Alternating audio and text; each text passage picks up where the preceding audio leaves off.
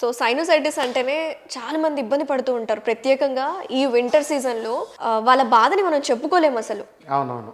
ఏం చేయాలి? Home remedies follow అవుతూ ఉంటారు. అలాగే పిల్లల్లో కూడా మరీ ఇబ్బంది పెడుతూ ఉంటుంది. అసలు ప్రత్యేకంగా సైనోసైటిస్ ఎందుకొస్తుందో ఒక్కసారి మీ మాటల్లో? ఇప్పుడు హెల్త్ మీద ప్రజలకు అవగాహన లేకపోవడం ఇది ఒక ప్రధానమైన కారణం అండి. ప్రధానంగా మనం నోటిని రోజు శుభ్రం చేసుకుంటున్నాం. బ్రష్ పెట్టి, పేస్ట్ పెట్టి శుభ్రం చేసుకుంటున్నాం. మరి 24 అవర్స్ ఓపెన్ ఉండే మౌత్ని కూడా మనము అవసరమైనప్పుడే ఓపెన్ చేస్తాం, మిగిలిన సమయంలో క్లోజ్ చేస్తాం. మరి ముక్కు ఎప్పుడు 24 అవర్స్ ఓపెన్ ఉంటుంది. అది చాలా పని చేస్తుండాలి. అన్నిటికంటే మిగతా ఆర్గాన్స్ అంతా కూడా బయటకు కనపడే వాటిల్లో ముక్కు బాగా పనిచేస్తూ ఉండేది. అవును.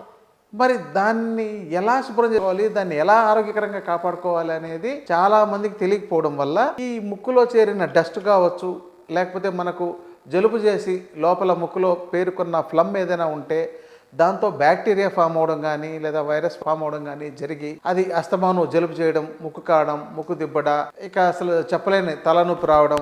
కొంతమందికి ఈ మధ్య మేము చూసిన కేసుల్లో చాలామందికి ఈ సైనసైటిస్ ఉండే వాళ్ళందరికీ చెవులు ప్రాబ్లం అవుతున్నాయి. చెవులు లోపల సందు పడిపోవడం, అంటే దాని హోల్ పడిపోవడం కానీ, అది వినికిడి తగ్గిపోవడం కానీ, వాళ్ళకి చెవిలో హోరు, ఇలాంటి సమస్యలు కూడా ఉంటున్నాయి. ఓకే. అది పిల్లల్లో కూడా. ఓకే. సైనోసైటిస్ అంటే యూజువల్‌గా అయితే ఇక్కడ ఇవన్నీ చెప్తూ ఉంటారు. అంటే ఇయర్‌కి కూడా కనెక్టెడ్ అంటే ఒక్కసారి సైనోసైటిస్ వాల్వ్స్ ఎక్కడెక్కడ ఉంటాయి? ఇప్పుడు సైనస్ అంటేనే ఒక మనకు సామాన్యంగా ప్రజలకు అర్థమయ్యే భాషలో చెప్పాలంటే మనకు ఈ యొక్క శ్లేష్మ పదార్థం పేరుకునే ఒక 4 సంచులు, బ్యాగ్స్ లాంటివి. ఓకే. అంటే ఇవి మనకు 2 sphenoid sinus, ethmoid sinus, maxillary sinus, frontal sinus అని 4 రకాలు ఉంటాయి. అంటే ఈ యొక్క నెత్తి భాగంలో ఇటొకటి 2, ఈ బుగ్గల రూపంలో ఈ బుగ్గల్లో లోపల 2, కంటి చుట్టూ ఈ 2 వైపులు చిన్న ఉంటాయి, ఒక 20-30 ఉంటాయి. మళ్ళీ చెవికి దగ్గరగా స్పినాయిడ్ సైనస్ చెవికి దగ్గరగా ఉంటుందన్నమాట. ఓకే. ఈ 4గింటిలో మనకు శ్లేష్మ పదార్థం పేరుకునే భాగాలు ఇవి. అంటే మనకు గాలి పీల్చి వదులుతుండడం జరుగుతుంది కదా, దీంట్లో మనకు శ్లేష్మం తయారయ్యేది అంటే మన బాడీలోనే ఒక డెడ్ మ్యూకోజ్ అనమాట మనకు శ్లేష్మం అంటే. ఇప్పుడు మీరు ఏదైనా ఊరు వెళ్ళారు, అక్కడ నీళ్ళు తాగారు, జలుబు చేసింది, ఆ తర్వాత మీకు వస్తే ఆ జలుబు చేసి ఫ్లమ్ అంతా నిండిపోతుంది, మీకు ముక్కు చిద్దడమో లాంటివో చేస్తుంటారు. ఇవన్నీ కూడా ఆ ఫ్లమ్ ఎక్కడ ఉంటుందంటే ఈ 4 సైనస్ల్లో పేర్కొని ఉంటుంది. ఇది సక్రమంగా బయటికి రాకుండా అక్కడే ఉండిపోతుంటే దాంతో బ్యాక్టీరియా, వైరస్ లాంటివి ఫామ్ అయితే అక్కడ దాని గోడలన్నది పాడు చేసి అక్కడ గడ్డలు లాంటివి డెవలప్ అయ్యి, పాలిప్స్ అంటారు, అవి డెవలప్ అయిపోయి ఈ ముక్కు రంధ్రాల్లో కూడా నిండిపోయి ఈ ముక్కు గాలి పీల్చుకోవడం ఇబ్బంది అయ్యి ఆ యొక్క ఇన్ఫెక్షన్ వల్ల మనకు అస్తమాను రిపీట్ అవుతూ ఉంటే ఇది సైనసైటిస్ అని అంటారు. ఓకే. అంటే ఏజ్ ఫ్యాక్టర్ ఏమైనా ఉంటుందంటారా దీనికి? అందరికీ వస్తుందండి. చిన్నపిల్లల దగ్గర నుంచి పెద్దవాళ్ళు, ముసలి వాళ్ళ దాకా ఎప్పుడైనా రావచ్చు. ఈ జనరేషన్లో ప్రజెంట్ అయితే ఒక 30% పీపుల్కు ఈ సమస్య బాధపడుతున్నారు, ఒక మన ఇండియాలోనే ఒక సర్వే చేస్తే. అయితే ఈ ముక్కు సమస్యను బాగా ఎలా క్లీన్ చేసుకోవాలి, ఎలా కాపాడుకోవాలని తెలియకపోవడం వల్ల అది ఏ వయసులో అయినా ఎప్పుడైనా ఎంటర్ అవ్వచ్చు. పిల్లల్లో కూడా చాలామంది బాధపడుతున్నారు. పిల్లలకు కొన్ని మందుల ద్వారా తగ్గించవచ్చు. ప్రస్తుతం ఆధునిక వైద్యం కూడా రకరకాలుగా సర్జరీలు చేసినా కూడా అది తాత్కాలిక ఉపశమనం జరుగుతుందే తప్ప వాళ్ళకు శాశ్వత పరిష్కారం దొరకట్లేదు. సార్, ఇంత ప్రాబ్లమేటిక్గా ఉందంటే వన్స్ ఏదైనా సమస్య వచ్చిందంటే అదర్ ఆర్గన్స్కి స్ప్రెడ్ అయ్యే అవకాశాలు ఉంటాయి. ఏదైనా స్మాల్ డిసీజ్ అయినా సరే, అంటే కాంప్లికేషన్స్ ఖచ్చితంగా ఉంటాయి.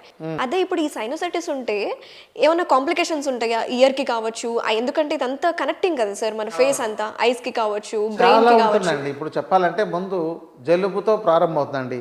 మొదట జలుబు అయింది, 15 రోజులైనా 20 రోజులైనా 4 రోజులైనా తగ్గట్లేదు అని అంటారు. తర్వాత అదేమవుతుందంటే అలర్జీగా మారుతుంది. ఈ అలర్జీగా మారి ఇప్పుడు ఏమవుతుందంటే అలర్జీ టెస్టులు చేయిస్తున్నారు. నీకు వంకాయ పడట్లేదా, దొండకాయ పడట్లేదా, బెండకాయ పడట్లేదా అని చెప్పి ఇలాంటివన్నీ టెస్టులు ఒకటి చేయిస్తున్నారు. ఇది శుద్ధ వేస్ట్ అనమాట. ఈ యొక్క ఆ టెస్టులు అంటే నీకు పడట్లేదు, పోలిన్ పడట్లేదు అని చెప్పని ఇట్లాంటివన్నీ ఒక రకరకాల భ్రమలను కలిగిస్తున్నారు. ఎందుకంటే వాటిని ఒకవేళ మానేసినా కూడా వాళ్ళకేం సమస్య తగ్గట్లేదు. బహుశా కూల్ డ్రింక్లో కూల్ వాటర్ ఇలాంటివి ఏమైనా తీసుకుంటే కొంత ఇబ్బంది అవుతుంది. కానీ వంకాయకి, బెండకాయ, దొండకాయకి వీటికి కూడా ముడిపెట్టేస్తున్నారు. తర్వాత ఈ అలర్జీకి రైనైటిస్ అంటారు. అంటే ఈ అలర్జీ వల్ల లోపల భాగాల్లో, ఈ సైనస్ భాగాల్లో వాపుల్లాగానో లేకపోతే ఆ గోడలు దెబ్బతినడమో అలాంటివి జరిగితే దాన్ని అలర్జిక్ రైనైటిస్ అంటారు.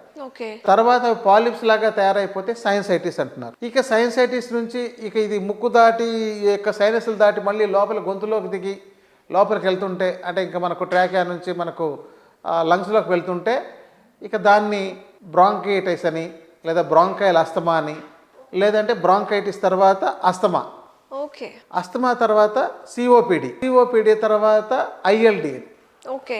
దీని తర్వాత లంగ్ క్యాన్సర్. Inflammatory lung. అంటే ఒక 7-8 స్టెప్స్ లాగా వెళ్తుంటుంది అనమాట ఈ ఓ సమస్య. My God.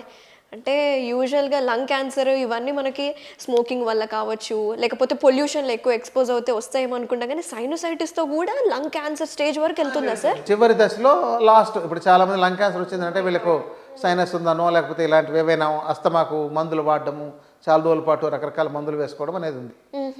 నేను చెప్పేదంతా ఏంటంటే శ్వాస వ్యవస్థను సక్రమంగా కాపాడుకోలేకపోతే అతను రోగి కదా, నిరోగిగా ఉండాలి.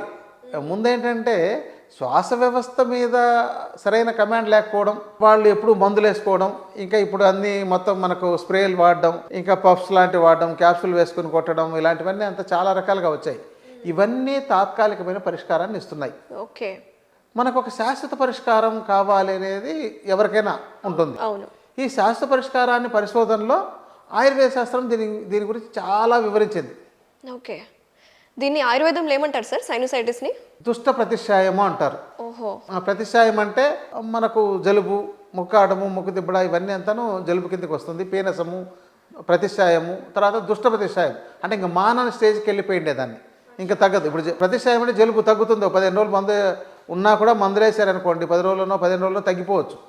ఇక తగ్గకుండా పోతే దాన్ని దుష్ట ప్రతిశాయం అని చెప్పొచ్చు అనమాట. ఇక తర్వాత దుష్ట ప్రతిశాయంలో జరిగే సమస్య ఏంటంటే ఈ ముక్కులో దుర్మాంసం పెరగడం. అంటే పాలిప్స్ లాంటివి గడ్డలు పెరుగుతాయా? అవునండి. ఓహో. ఇక తర్వాత దీంతో ఇంకొక సమస్య ఉంటుంది, స్పర్ అని వస్తుంది అనమాట. అంటే ఒక బోన్లో నుంచి ఒక అనవసరమైన గ్రోత్, ఒక కండలాగా అదొకటి పెరుగుతుంది. అదొక సమస్య. స్పర్ అంటారు, బోనీ స్పర్ అంటారు. ఓహో. ఓకే.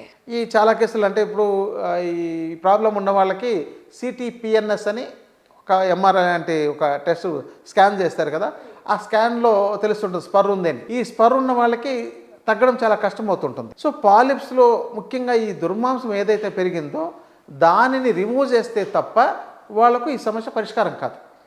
దాన్ని ఎలా రిమూవ్ చేస్తారు? మెడిసిన్స్ ద్వారానా లేకపోతే సర్జరీ ఆప్షన్స్కి వెళ్తారా? అంటే ఇక్కడ 2-3 రకాల ఆప్షన్స్ ఉంటాయండి. ఒకటి ఏంటంటే వాళ్ళకు ప్రారంభ స్థాయిలో ఉండి పెద్దగా గ్రోత్ లేదు, కేవలం జలుబు మాత్రమే చేస్తోంది, అది తగ్గడం లేదు అని అంటే ఔషధాలు ఇచ్చి చూడొచ్చు. దీంట్లో ఆయుర్వేద ఔషధాలు చాలా బాగా పనిచేస్తాయి. ఓకే. ఎందుకంటే ఆధునిక వైద్యంలో దీని మీద ఒక 4-5 రకాల మందులు తప్ప అంతకంటే ఎక్కువ లేవు.